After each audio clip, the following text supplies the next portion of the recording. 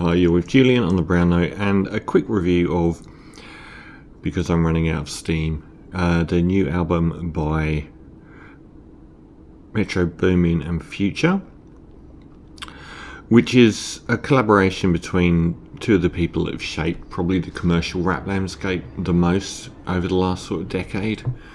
Their imprint is everywhere. Metro Boomin as a producer and Future as a rapper and auto-tuned vibe artist, I guess, on a lot of massive songs over the last decade. And the same with Metro Boomin. I think like the first prominent track was that Club Going Up on a Tuesday track. Might have been the first time I actually heard his name. And he's done a couple of solo albums as well, which I've featured on the show and might have even done reviews of, which were pretty decent. But this is like the coming together of these two people that have had an enormous impact on the commercial end of the spectrum. And it's a background listen, it is a really strong album. But if you actually pay attention to it, it's not the best, to be honest. It's called We Still Don't Trust You, and it's blown up because of the track featuring Kendrick Lamar, which has become a much more interesting cultural touchstone, which is ongoing at the moment. It features a very homogenized soundscape, and the artists, it sounds like a really scary Australian wasp. Let's see if I can get through this without freaking out. Wonder if you can hear that on the audio. The soundscape it's both generic to a kind of music they made, so it's their own style that it's homogenized on. You can hear that on the opening track, which is the title track, featuring The Weeknd, and Metro Boomin also produced The Weeknd's Heartless as well, which is a great track.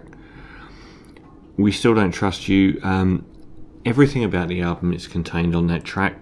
That sort of plinky low keys in the background, very stylish trap beats, a bit of sub bass, and average lyrics, more based around the delivery and the hook of the lyrics than the actual lyrics. Occasionally, when it's more interesting, as on Drink and Dance track 2, it veers closer towards sort of post Pop Smoke UK drill, and that's when I like the style most. But then you get into, I'm not going to go through all the tracks because there's a lot out of my hands. Track 3, it becomes a bit rote and a little bit boring, and the lyrics are a little bit. I think one thing that modern commercial rap lyricists do a lot is not focus on the narrative in a song at all.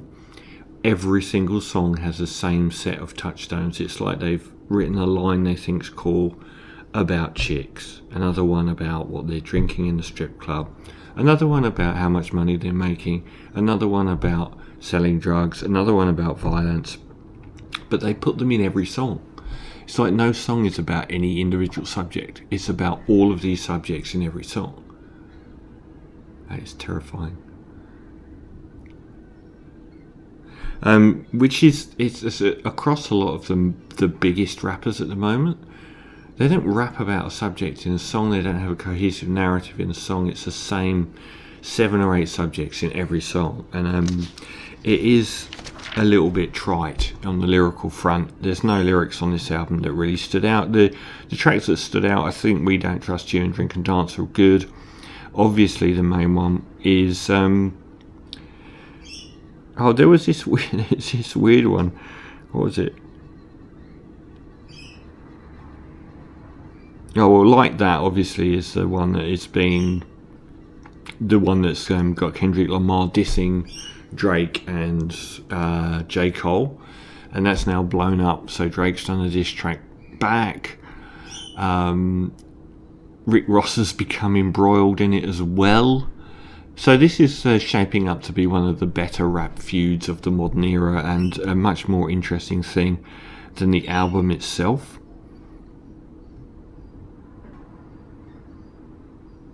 I wonder why that's not on my version of the album, on the track list. Some of the tracks are interesting, you know, like the one with Rick Ross on it is particularly good. Which one's that?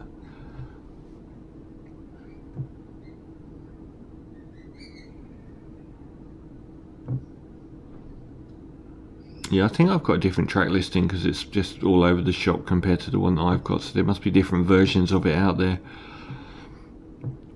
But the one with Rick Ross on is a real standout, as well as the one with Kendrick on it, by miles. A couple of times they pull that Travis Scott Sicko Mode thing where they get halfway through the song and they flip it into a completely different percussive style. And both of those tracks on this are actually really good. I've come back to finish this, probably the worst review I've ever done, because I didn't realise they'd released a second We Don't Trust You album yesterday. So I was looking at a track listing from this other We Don't Trust You album from Metro Boomin and Future, and not knowing it was a different album. So the one I was talking about, which is a real standout, Everyday Hustle with Rick Ross, is fantastic as well, and that pulls that Sicko Mode thing as well. And the final two tracks I thought were kind of good. What the Fuck You Mean is a good track, and the final track, Where's My Twin At, reminded me of Club Going Up on a Tuesday. It's got a little wistful vibe going on. So yeah, apologies for the disjointed nature of this review. Hearing some terrifying wasp in the background is not helping me, and reading a track list from a second album that I didn't even realise had been released instead was screwing me up.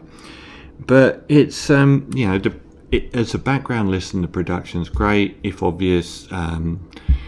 The lyrics are never interesting across virtually the whole album, and that scattershot focus on the narratives just being about the same 10 things every single song is a bit much as well.